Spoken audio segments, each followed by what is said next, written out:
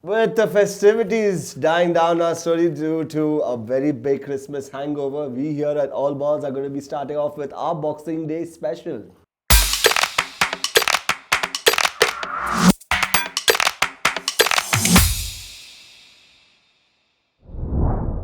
I have with me Carl Lewis. Carl, What's up, what's up? busy period of games. Crunch period. So again, let's yeah. quickly go through all of them. Absolutely. And have your predictions. Sure. Before you have to run away to Indian Idol. So, Leicester United. Yeah. United away. Both fighting for second place. It's going to be a pretty tight game. Good away record. Good run of fixtures for both. For both. You know, good results for both. Yeah. Vardy firing, Bruno firing. United strong in the middle. Madison coming, good for Leicester over the past few games. Can the temperament of Fred and McTominay, if they start, be able to hold the fire of Madison? So it's going to be a tough game. It's going to be a very interesting Advantage game. United, because they're away.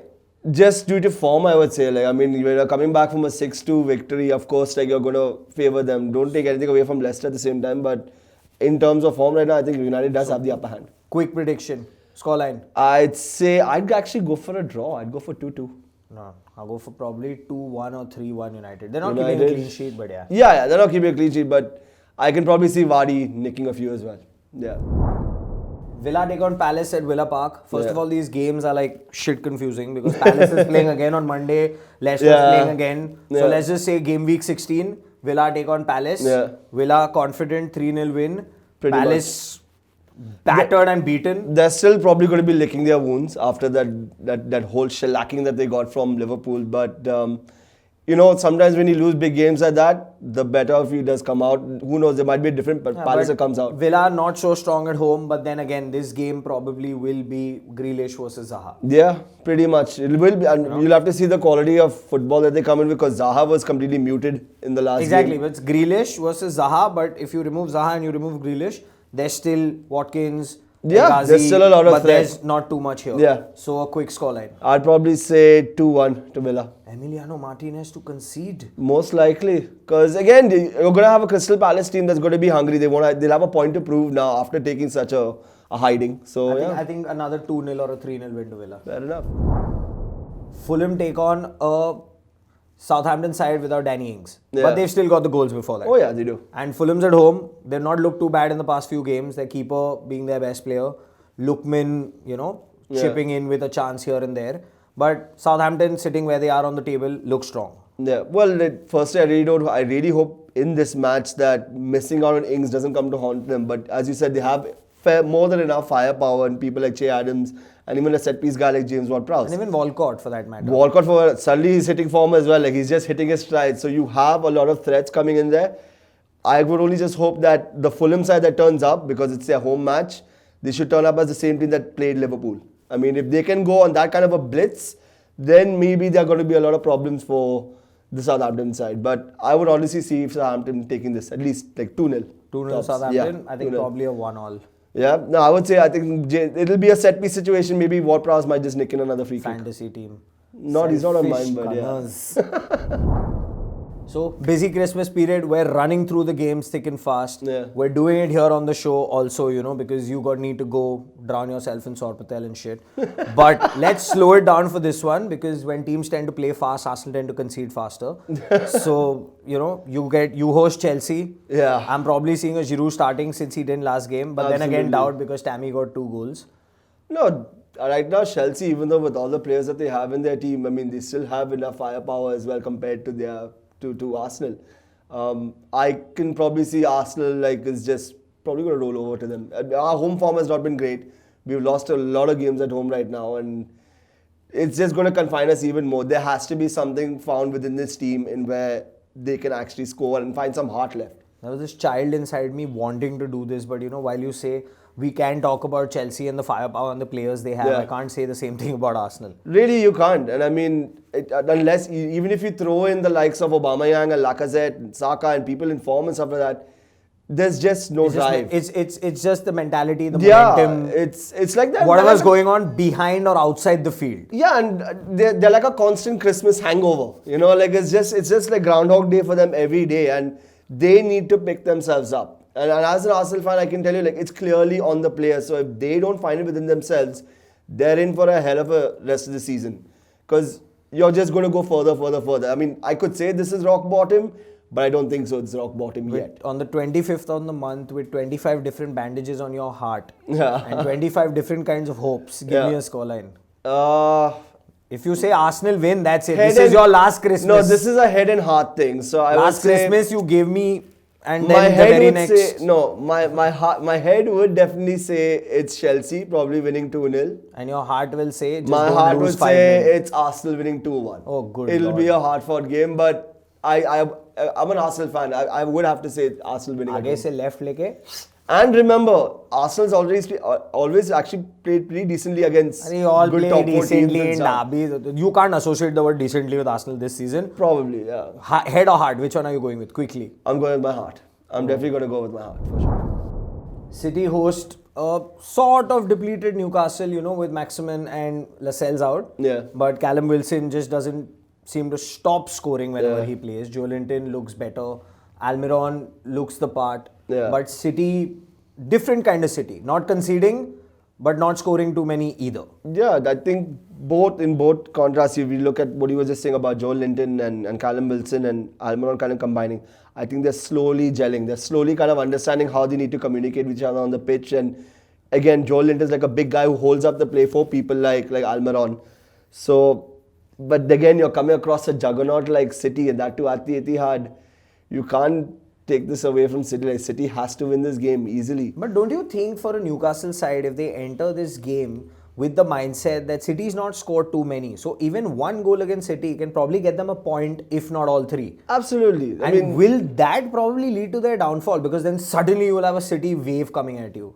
No, I mean, again, I think City just plays accordingly. They kind of also read their players, they read their opponents when they play. And it also depends on who is putting on the pitch as It well. doesn't matter. Their bench strength is Even if he doesn't put a Kevin De Bruyne, he probably rests him probably for his own reasons.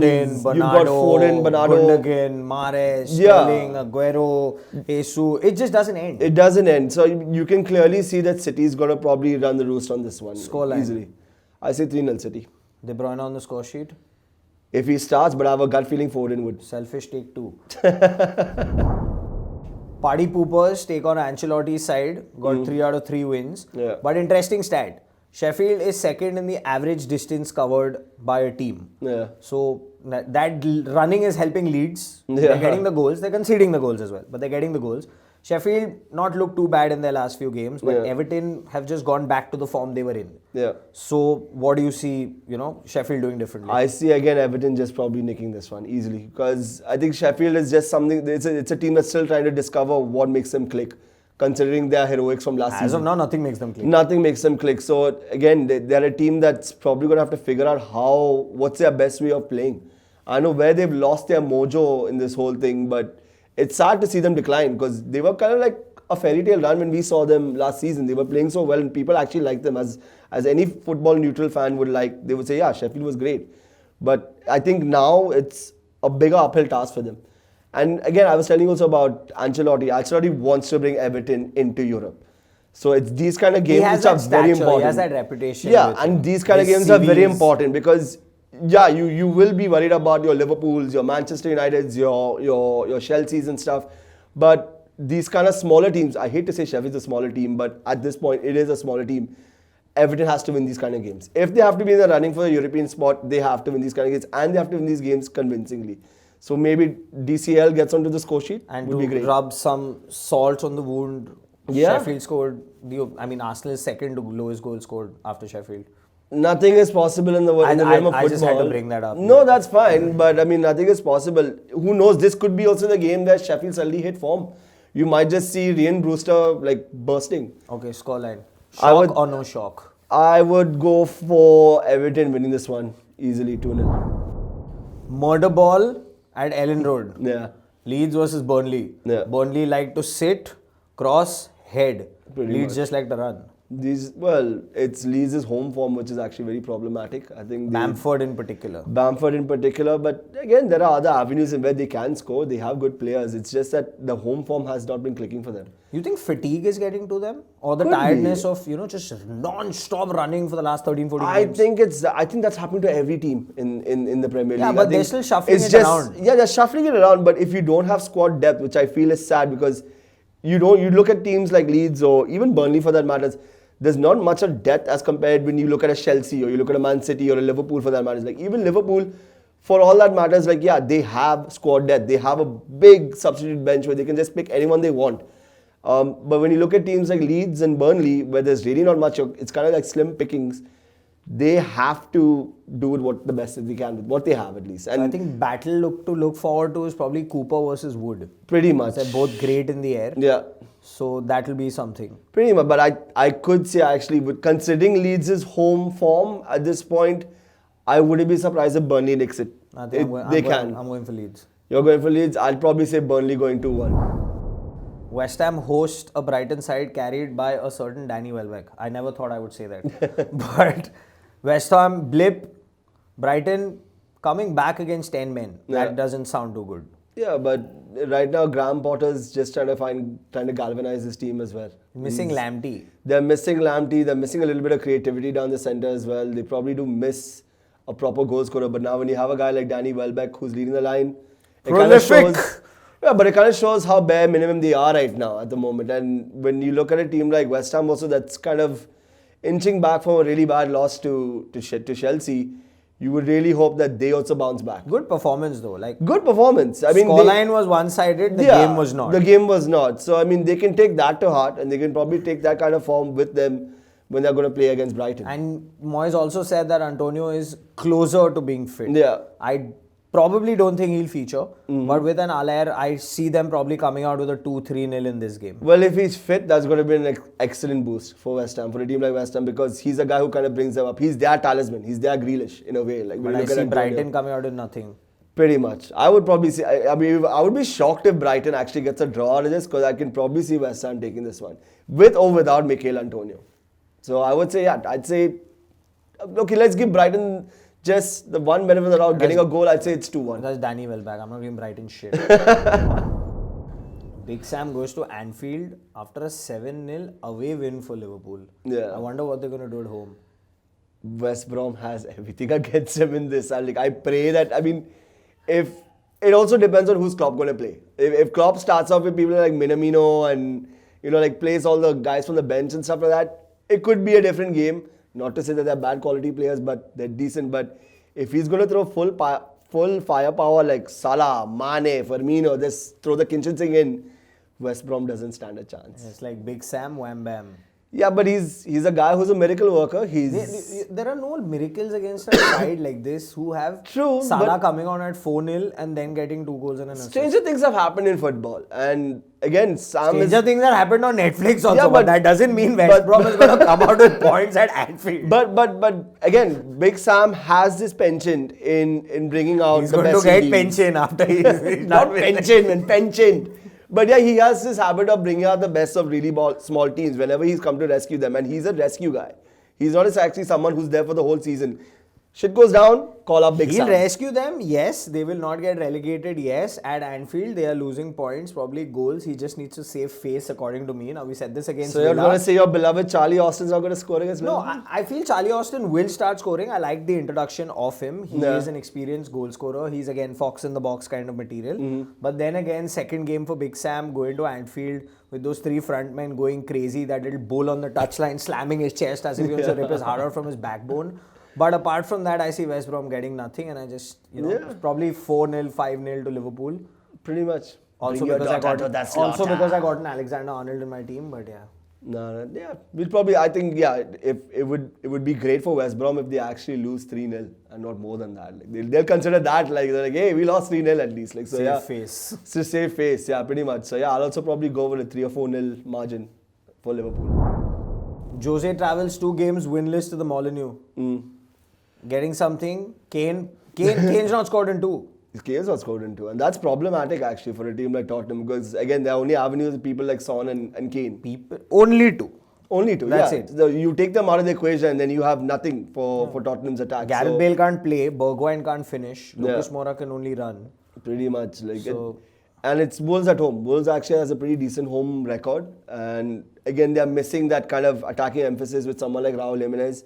But I can probably see people like Podence and Neto definitely But give them a run for their it's money. a Wolves thing, to come back strong after a loss. Yeah, pretty much. And you also have again a bull in a china shop like Adama Traore, who just comes and changes the game when he comes off the bench. If he starts, then there's going to be more trouble for Tottenham. He probably will because he came on the bench last game. Yeah, so if he starts in this game, then Tottenham and the backline have a really long day ahead of them, because that guy can just run circles to everyone. He's just pure brute strength. You still consider Mourinho for the title? I know it's too early, but with all the talk that's been gone around, in the market about Mourinho, top of the table, second season wonder. I can consider Mourinho for the title in the same length as I would consider Sam Allardyce for the title. So it's still an open game, but Or how everyone's I would chances- consider Arsenal for the title. even Arsenal for the title as well as yeah. You think Arsenal have enough to stay up? Sorry, I'm being all Roy Keane on you. No, They don't? What do you mean? They have enough to stay up? Like, out of Yeah, their obviously, oh, of okay. course. No. I was just kind of lost there for a second. No, but of course we do have enough to stay up. It's where we stay at that point. Like that's more important. It's like. high time, nobody get the wins. Soon, fingers crossed. Beat I'm Chelsea, being no, please. optimistic. Beat Chelsea, no, please. I'd hope that we'd like to beat Chelsea as well, but realistically, I don't For see that United's happening. sake, please. But anyway, coming back to Tottenham and Wolves, all right. Yeah, I would say because of Wolves' home form, I'd give this one to Wolves. I can see them actually upsetting Tottenham. If Connor Cody just sticks like glue to Harry Kane, I'm pretty sure that they'll I think have it'll it be done. goalless. I don't know why, but You think it'll be goalless? I think it's going to go goalless. No, I think it might be like a 90th minute winner, like maybe Neto, Podence just popping out. Or That's- even who knows, Traore just coming in and getting in a 91st I'm cool minute. with that also. Yeah, 1-0 I would say for Wolves. It's Christmas. Here's a fun game. Every time the commentator says Arteta, we drink. Yeah, take a shot. And if you want to Whatever stay you're sober, drinking. I mean, you just drink if Arsenal wins Pretty much. or scores. Yeah. But yes, games, Unless if it's an own goal. games. It's games, and more games in this festive period. Do not forget to like, share, subscribe, follow us on Instagram. Leave your comments in the section below. And again, from all of us at the All Balls team, we'd like to wish everyone a very happy Christmas and enjoy the festivities. Peace.